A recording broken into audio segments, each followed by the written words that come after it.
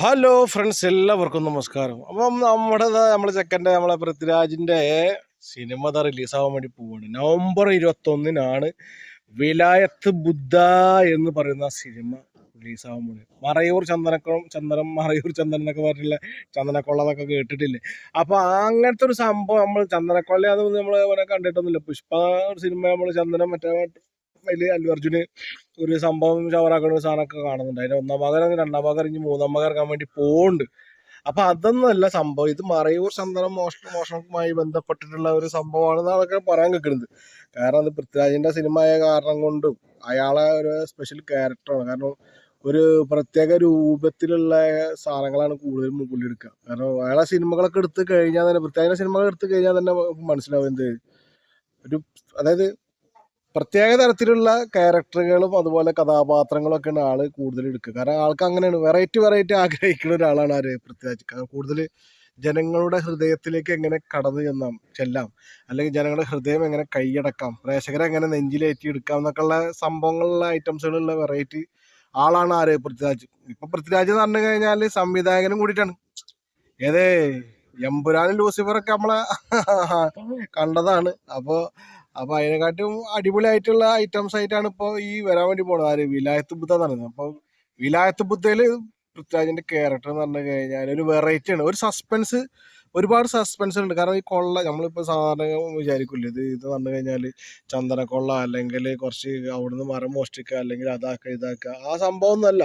ഇതെന്ന് പറഞ്ഞു കഴിഞ്ഞാൽ വെറൈറ്റി സംഭവത്തിൽ കൂടിയാണ് മൂപ്പര് എന്താക്കിയുള്ളത്, ഇത് ഇതാക്കിയുള്ളത്. അല്ലാണ്ട് ഇത് തോന്നിയ ലെവലിൽ അങ്ങനെയാണ്ട് ചവറാക്കിക്കല്ല. അതിന്റെ ക്യാരക്ടറും അതിന്റെ കഥാപാത്രവും അതിന്റെ കഥാകാരൻ നമ്മള് ആരെ മറ്റേ ഈ നോവലൊക്കെ വായിക്കില്ലേ, നോവലൊക്കെ വായിക്കുമ്പോൾ അതിലുള്ളത് മനസ്സിലാവണ പോലെ അങ്ങനത്തെ ഒരു സെറ്റപ്പുള്ള സാധനമാണ്. പക്ഷെ സസ്പെൻസ് ത്രില്ലറാണ്. നമ്മൾ ഒരിക്കലും ഇതുപോലെ ഈ ചന്ദനക്കൊള്ളി മറ്റുള്ളതൊന്നും നേരിട്ട് കണ്ടിട്ടില്ല. മറ്റേ ഏതെങ്കിലും സിനിമയിലൊക്കെ മറ്റേ കാട്ടുകൊള്ള വീരപ്പൻ്റെ എന്നൊക്കെ പറഞ്ഞ പോലെ കാട്ടുകൊള്ള വീരപ്പൻ എന്നൊക്കെ പറഞ്ഞിട്ടുള്ള ഒരു സംഭവമൊക്കെ നമ്മളിങ്ങനെ ജസ്റ്റ് ഇതാക്കിയിട്ടുണ്ട്. ആ ക്യാരക്ടറിൽ നമ്മളെ മാമക്കോയ, അത് നമ്മളെ മരിച്ചുപോയ മാമക്കോയ ഉണ്ട്. അപ്പൊ ആള് ഒരു കോമഡി കഥാപാത്രമൊക്കെ ആയിട്ടൊക്കെ മലയാള സിനിമയിൽ അഭിനയിച്ചവര് ഇതൊക്കെ നമ്മൾ കേട്ടിട്ടുണ്ട്. അത് വേറെ കാര്യം.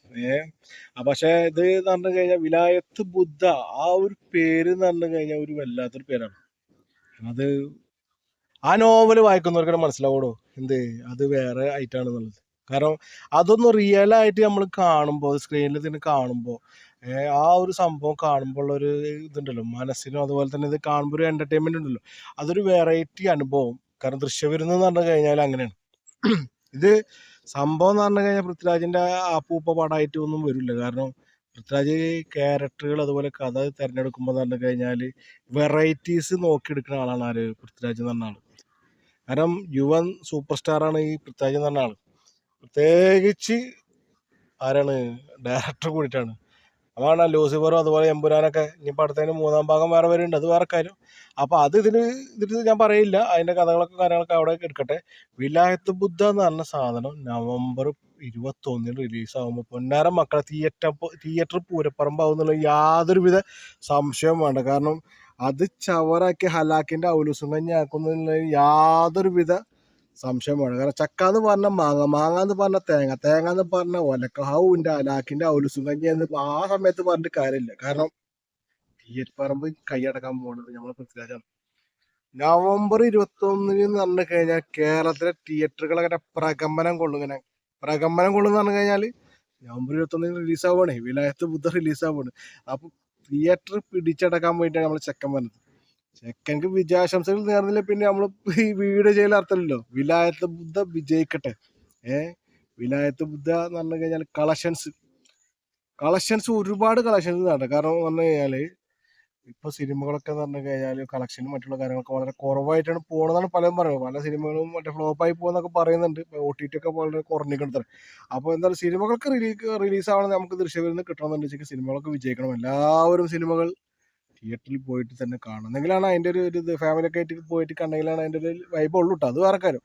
അപ്പം നവംബർ 21 വീണ്ടും കാണാം. വിലായത്ത് ബുദ്ധയുടെ പുതിയ റിസൾട്ടും കാര്യങ്ങളൊക്കെ ആയിട്ട് നമുക്ക് വീണ്ടും കാണുന്നത്. എല്ലാവർക്കും നന്ദി, നമസ്കാരം.